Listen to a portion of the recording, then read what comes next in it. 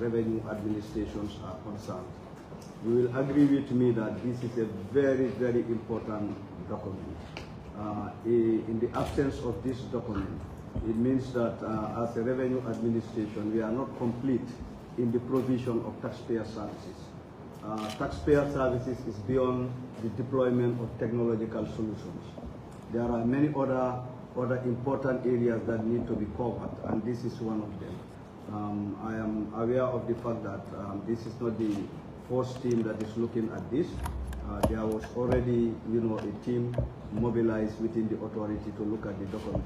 So today we have top management and other, staff of the authority to also give it an other, review, so that by the time it goes for external validation, all these inputs, would have been captured in the document. So it means that, it will be more reflective of, the current issues that need to be covered, in a document of this nature.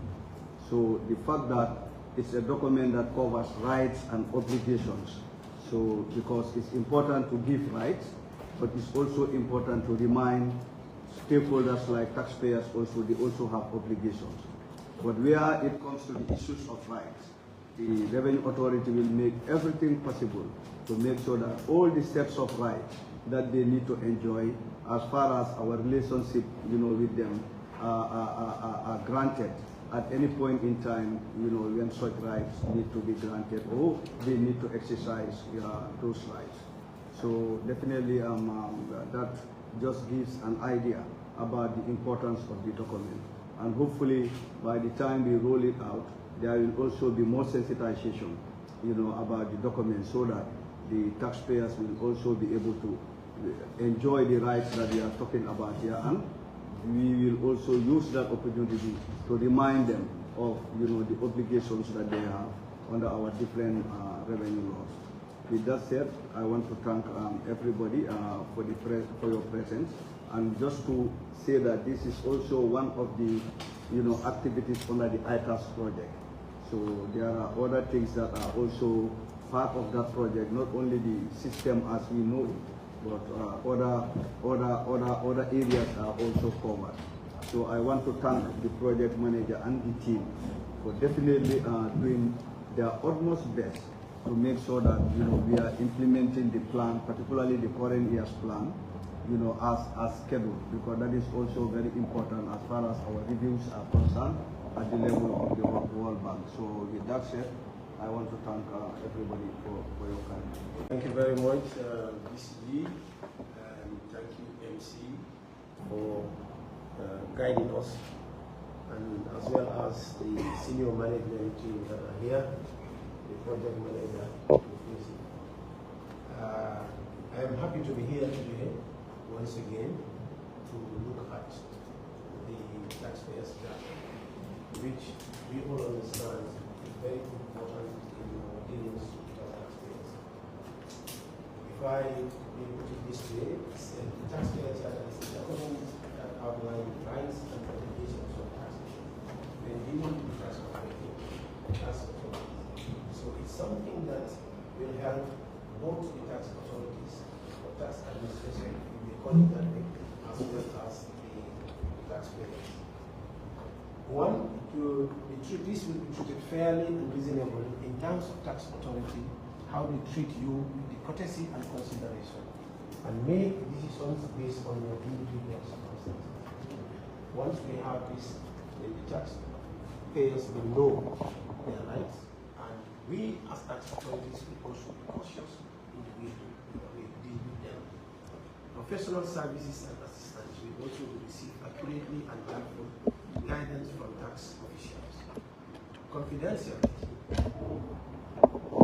The personals and the financial information will be kept confidential. The right to appeal. You can also dispute decisions made by tax authorities and seek review. This is all will be inclusive in this taxpayers' charter. Certainty. Tax authorities will provide clear guidance and tax implications and procedures. The main objectives of this taxpayers' charters will be truthful, that is to provide complete and accurate information when required. Keep records, that's to maintain sufficient records to meet tax obligations. Lodge returns on time, file tax returns and documents by specific deadlines. Pay taxes on time, pay your taxes in full by due dates. Be cooperative, collaborative with tax authorities during audit and investigation. By doing all this, there will be a lot of benefits. And the benefits will be in both sides. That is for the taxpayers and the tax administration. There will be transparency once the taxpayer charter is respected. Clearly, because it will clearly outline the rights and obligations of the taxpayers. There will be accountability. It ensures that tax authorities are accountable for their actions. Because without this, it will be difficult. It will be like that we will not be doing anything that we want to do. But with the guidance of the taxpayers charter, the tax authorities will also be accountable for whatever they do. It will also improve taxpayers' experience. This will help build trust between the taxpayers and the tax authority. So in brief, this is what exactly will be the benefits of taxpayers charter. And as such, it has gone through another committee, because this is not the first taxpayers charters that we have. If you guys remember, some years back, we developed one validated both by an inside as well as including the external partners. But you know, as years goes on, and we feel the need, and more particularly the going towards the implementation of the iTax, there is this need for us to look at the taxpayers charter, review it, add some and drop certain things from there. Under the guidance of the project manager, Samba Sala, we are very grateful and we are happy that we are here today. One more level is to go, that is to meet with our external stakeholders. For today, this is for the senior management of GRA. So I will urge all of you to participate actively and make sure that we look at the document from A to Z to make it a better document for everybody. Some of these documents are going to stay here for posterity. It's not like a document that will be here just for this year or next year, but they will be here for the longest period of time, because you will all agree with me that GRA will be here forever and ever. It will outlive all of us. Our children will come, our grandchildren will come. So we are here today to make a good foundation for the future of this country. So this is among the things that we are building up, and it will be a mutual benefit, like I said earlier, for both the taxpayers and the tax administration. So I wish you guys good luck, and I hope and pray that we will complete this validation successfully. Thank you, and I declare the workshop open. Thank you so much.